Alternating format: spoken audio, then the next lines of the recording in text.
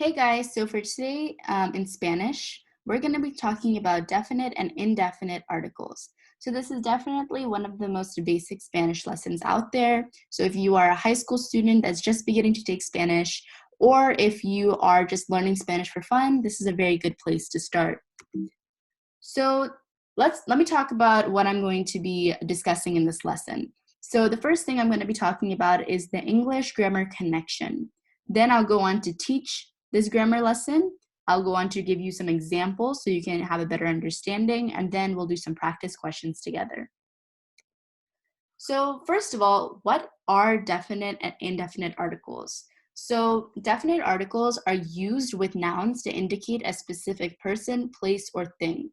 Indefinite articles are it's like the same thing, but it's only for non-specific nouns. So a definite article explanation could be the. That's a very good example. In English, it's just the. For indefinite articles, it could be a. So for example, if I say the book, that's very specific. Indefinite articles, if I say a book, that's very non-specific. It's not specific at all. If I say the book, the pencil, the rabbit, that's a very specific way to identify that noun. So an English sentence could be the boy is a friend. In Spanish, I can say the same sentence as el chico es un amigo. So in that English sentence, my only articles are the and a. The is my definite article, it's very specific, and a is an indefinite article. That the in Spanish is el, and that a in Spanish is un. Now, your definite and indefinite articles are all dependent upon the noun, because in Spanish, nouns have a masculine or they're feminine, or they're singular and they're plural. So we'll have a lot of different articles there. So for example, if I'm looking at the singular chart, which is towards the left, the singular chart gives me my definite and indefinite articles, as well as the gender associated with that article. So it can be masculine or feminine. Now, what do I mean by gender? So a brief overview is if I say chico, it ends in an O. And usually nouns in Spanish that end in O, they are masculine. Chica ends in A. So that's a feminine noun. So for definite and indefinite articles, if I'm talking about chico, masculine and singular, that would be L. For chica, it'll be singular and feminine for definite, and that would be la. Then if it's masculine and indefinite, it would be un. If it's feminine and indefinite, it's going to be una. Now for plural, that means more than one, right? So chicos, chicas.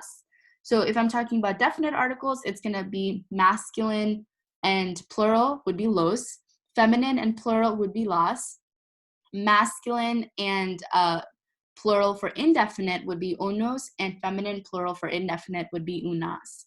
So basically, it would just be el, la, los, las for definite articles, and un, una, unos, unas for indefinite articles.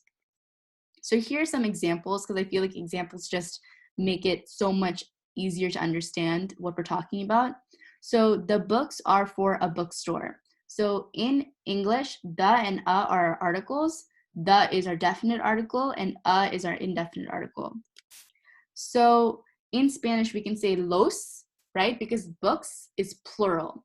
In Spanish, a book in Spanish is called el libro. So el libro ends in O. So that is going to be masculine. Now it's books, it's more than one, plural, masculine, plural, definite, los. So it's going to be los libros son para una librería. So a bookstore in Spanish is la librería. So it's going to be una librería. Another example is the teacher is intelligent. We only have one article here, the, and it's definite. So la maestra. Maestra in Spanish is feminine and it is singular. So it's going to be la, es inteligente. Next is the people are organized. Now the people, it's going to be las personas. Personas is feminine, it's plural, so we're going to use las. So that's the reason we're using all of these definite articles or indefinite. So here's some practice questions that you guys can try out. So please pause the video, attempt these, and then when you're done, come back. And then we'll see if you got them right, which you probably did since you understood everything. All right, so let's discuss the answers. So the man is handsome. So that would translate into el hombre es guapo. So hombre, man, that's masculine, right? Masculine, and the fact that it says the, that's definite. So masculine, definite, singular, that's gonna give us el. A woman is funny. So a woman, that's one woman, woman is feminine, and it is singular. So it's gonna be una. The friends are young. Las amigas son jóvenes. So friends, amigas, it would be las amigas. So this amigas just stands for a girl group of friends. If I do, for example, a boy group of friends with some girls, that would be amigos. And amigos will then have a different definite article. It would be los amigos instead of las, because los is masculine plural. All right, so that concludes our lesson today. So I hope all of this made sense. If you have any questions, please put them down in the comments and I can definitely try to get back to you guys. Thank you.